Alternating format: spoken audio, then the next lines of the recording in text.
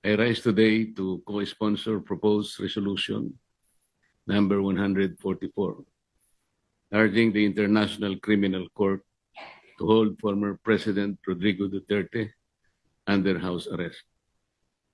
Nais ko pong linawin na tayo ay hindi humihingi ng kalayaan mula sa proseso. Hindi rin po ito pag-uusga sa merito o katotohanan ng mga kaso laban kay dating Pangulong Duterte. Ang panawagan lamang natin ay para sa isang makataong konsiderasyon. That he be allowed to be placed under house arrest given his age and frail medical condition. Mr. President, justice must never be devoid of compassion.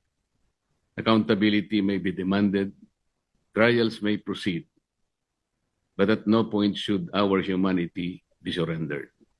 If the ICC truly claims to uphold the dignity of every human person, then it must not deny this humanitarian plea.